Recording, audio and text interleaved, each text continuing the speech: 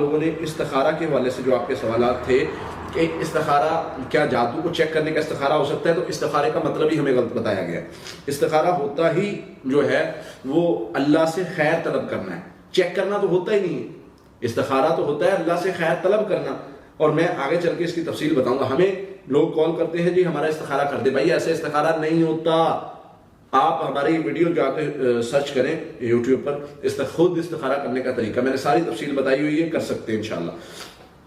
ویسے استخارے کے مختلف طریقے ہیں مسلمانوں میں، غیر مسلموں میں۔ مسلمانوں میں بھی ماشاءاللہ اب تو ایسے ایسے طریقے معروف ہوئے ہیں، قرآن کھولو جو آیت سامنے آئے گی وہ آپ اس طرف چل پڑو۔ بھائی کہاں سے سیکھا ہے یہ آپ نے طریقہ؟ نبی صلی اللہ علیہ وسلم نے تو نہیں بتایا یہ طریقہ، یہ خود ساختہ بنا لیا۔ یہی تو اسی طرح کے معاملات تو وہ مکے کے کفار کرتے تھے، وہ پرندہ چھوڑو، ادھر گیا تو سفر خیر کا ہوگا، ادھر گیا تو شر کا ہوگا، بس چھوڑ دیا، بس اس طرح سے۔ ایسے نہیں کرنا۔ تشخیص کا استخارے کے ساتھ تعلق نہیں۔ ہاں رینڈم آپ کو خواب آتا ہے، اللہ تعالیٰ کو رہنمائی کر دیتے ہیں تو وہ ایک چیز ہو سکتی ہے، لیکن یہ چیز کہنا کہ استخارہ کر کے میں تلاش کروں گا اور وہ ساری چیزیں، تو پھر جو ہے وہ چیزیں نہیں، آپ اس میں مسٹیک کریں گے۔ تو کچھ لوگوں کے استخارہ کرنے کا طریقہ ہے تسبیح کے ساتھ، کچھ لوگوں کا قرآن پاک کے ساتھ فعال نکال کے، اور اس حوالے سے مختلف طریقے ہیں۔ استخارے کا مطلب ہے اللہ سے خیر طلب کرنا۔ ہم اپنے مسئلے میں اللہ تعالیٰ کو انوالو کر لیتے ہیں، یا اللہ یہ میں کام کرنے جا رہا ہوں، یہ میرے لیے، استخارے کی دعا ترجمے کے ساتھ پڑھیں گے آپ کے آدھے سے زیادہ کنسیپٹ کلیئر ہو جائیں گے۔ اللہ میں یہ کام کرنے جا رہا ہوں، ان ھذا الامر خیری، اللہ یہ کام میں کرنے جا رہا ہوں، یہ میرے لیے بہتر ہے، لدینی و مالی و معاشی، اللہ میرے مال، معاش، دین، دنیا، معاملات سب کے لیے یہ بہتر ہے، تو میرے لیے یہ آسان کر دے، اور اگر یہ میرے مال، معاش، دین، دنیا کے لیے بہتر نہیں ہے تو تو مجھے اس سے موڑ لے اور میرے سے اس کو موڑ دے۔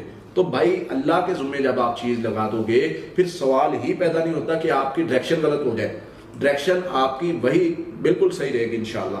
آپ استخارہ کو، میرے ایک ویڈیو بھی ہے اس پر کہ استخارہ کرنے کے بعد فیصلہ کیسے کریں، اور اس میں الحمدللہ بہت زیادہ لوگوں نے جو ہے وہ اس کو سنا ہے، اور لوگوں کو فائدہ بھی ہوا ہے کہ ہمیں جتنے کنسیپٹ تھے وہ کلیئر ہو گئے۔ اچھا جی، اب آتے ہیں آپ کے سوالات بھی لے لیتے ہیں۔ استخارہ کرنے کے بعد فیصلہ کیسے کریں، اس حوالے سے یہی ہے کہ آپ نے استخارہ کرنے کے بعد خواب کا انتظار نہیں کرنا۔ ہاں خواب آ سکتا ہے، خواب آ سکتا ہے، خواب کا انتظار نہیں کرنا۔ اگر کوئی خواب آتا ہے تو اس کی تعبیر کروا لیں، ادروائز آپ کو اتنا تو پتہ چل جاتا ہے کہ خواب برا ہے یا ڈر خوف والا ہے یا سمپل ہے، تو اس میں جو ہے وہ ضروری نہیں ہے خواب آپ استخارے کی دعا پڑھ کے، استخارہ کر کے بار بار کریں، روز کریں، دوسرے دن کریں، اپنا کام شروع کر دیں۔ اگر آپ کے حق میں بہتر ہوگا تو آپ کر پائیں گے، ادروائز اللہ تعالیٰ آپ کو موڑ لیں گے اس سے، ادروائز اللہ تعالیٰ آپ کو موڑ لیں گے اس سے۔ تو وہ چیز یاد رکھیں کہ استخارہ کرنے کے بعد فیصلہ کیسے کرنا ہے۔